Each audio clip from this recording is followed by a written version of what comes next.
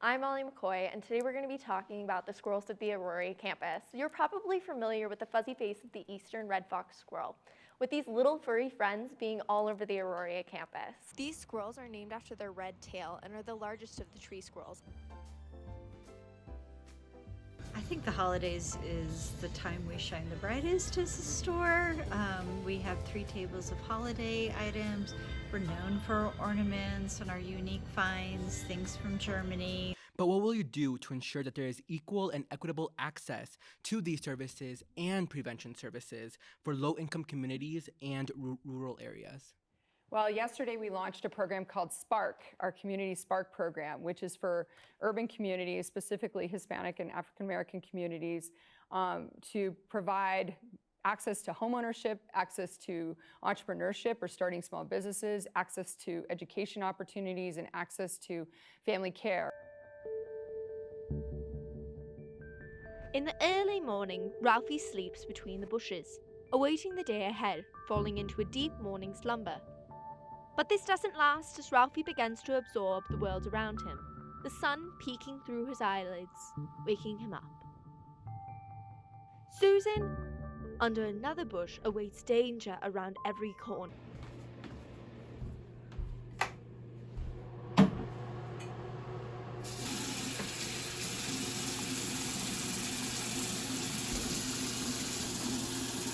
How will you start the process on beginning those reparations and recognition?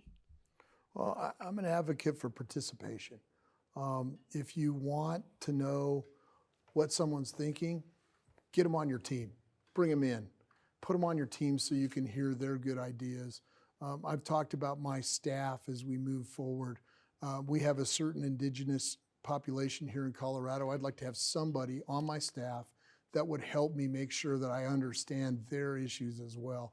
I'd probably put a Democrat on there as well, just so that I could hear the other side of things. I think putting people around you that are in tune with what's going on in Colorado is really part of how you involve the entire state.